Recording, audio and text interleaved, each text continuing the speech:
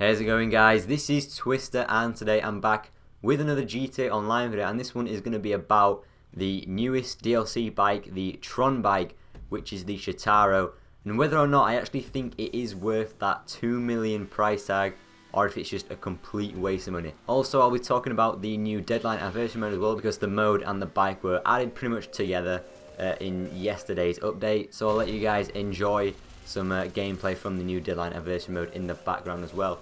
But the main point of this video is to discuss the new bike, the Shotaro. And my first impressions of it were that it looks cool. It's definitely a pretty cool looking bike if you like the style. One of the, or probably the most visually unique looking bikes in the game.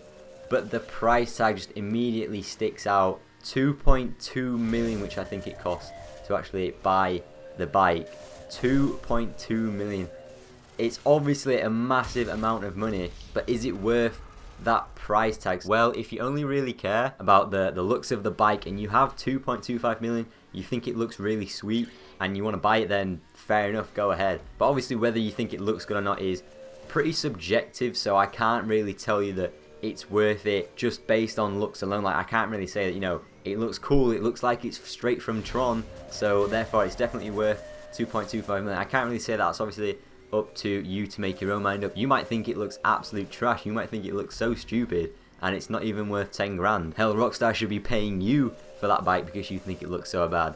But actual looks aside, obviously that's subjective, but the looks aside, you can actually measure the performance, and obviously I'm sure you guys know Bruffy has done testing for all the new vehicles, so in his test, which I will link down in the description below, make sure you guys watch that. But basically the Shotaro around Bruffy's testing track was slightly, and I mean ever so slightly quicker, like less than a tenth of a second I think it was, or maybe it was just exactly a tenth of a second. It's very slightly quicker than the Hakuchu Drag, which was another bike from the Bikers DLC, and that bike only costs 1 million, so for another 1 million extra on top of the Hakuchu Drag, you're getting a slight tiny bit more performance out of it around like a circuit track environment. I mean, if you really care about millisecond time difference, then again it may be worth 2.25 million to you. I think it's 2.25 million, I'll just call it 2.2 million. But I think for most people, the tiny minuscule, almost insignificant upgrade in performance compared to the Hakuchu Drag, it's just not gonna be worth the amount of money you gotta spend on it. And for me, I haven't actually bought the car. I'm probably not going to buy it. Maybe I'll get it on PS4 because I've got like 6 million on there. But honestly, I probably won't buy it. I just won't bother. I have a Hakuchu Drag. I have the Batty 801 as well, which is, it's a 15 grand bike. I mean, yeah, of course, compared to the Batty 801, you do get some scalable performance with the actual 2.25 million price tag, but not 2.25 million worth of scalable performance. Like, it goes up ever so slightly compared to the kind of speeds and performance you get out of a Batty 801. And again, compared to the Hakuchu Drag, Bruffy also did this in his testing video.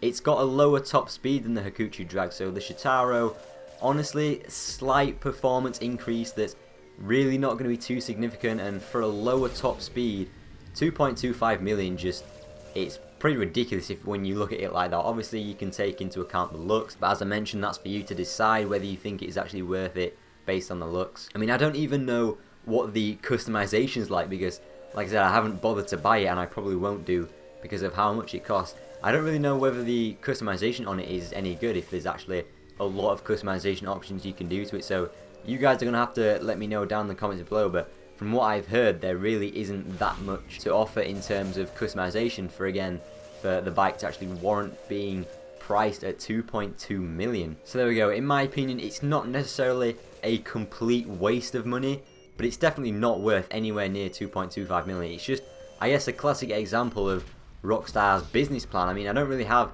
any problems with the bike itself, other than the price tag maybe, but it's just an example of how Rockstar have been releasing their bikes. I mean, I wouldn't really care that much if it got released with the actual Bikers DLC when that launched, because this is content from the Bikers DLC. I'm pretty sure everyone downloaded this vehicle when they downloaded the Bikers DLC content, and that's 1 month old content. The Bikers DLC, I'm sure it was like the first week of October when it when that DLC launched. It's November now, and we're still getting content from that Bikers DLC, month-old content. So if the bike actually released when the Bikers DLC initially launched, there really wouldn't be that much of an issue, because then people can decide, like, yeah, we've got the Hakuchu Dragon, the Shotaro. Rockstar probably pretty much aware that those are going to be the two most popular go-to bikes in the whole DLC. So rather than launching them at the same time and then letting us decide which ones we want to buy, or if we want to buy them both when the DLC launches, they space out the release. A month later we get this Shotaro,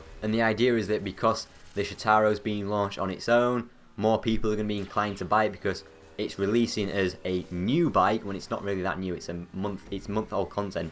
It's being released as a new bike on its own, so people buy that new bike, which is definitely, again, to aid shark card purchases. It's basically Rockstar's business plan. It's something that, it's not really a player-friendly process, the way that content is being added into the game but not being made available, and then a few weeks down the line, in this case a month down the line, it's then made available so more people will buy it. Rather than having every piece of DLC content available as the DLC releases, in this case the Bikers DLC, rather than doing that, splitting up the releases of the content makes more people buy all of the content, which makes more people more inclined to buy shark cards. And that's what it is. It's just a classic example of Rockstar's business plan, which honestly I've said it before, I'm not too much of a fan of. I don't really see it as player friendly, and I'd much rather just have all the DLC content released at the same time as the DLC itself releases. That would just make so much more sense in my opinion. But enough about that. I felt like I've gone on a bit more of a rant than I needed to, so we'll go on to the Adversary Mode next. So the Adversary Mode is Deadline, and it follows the same style of the Shotaro Tron Bike with like a proper Tron mode. If you don't know Tron, it's the movie.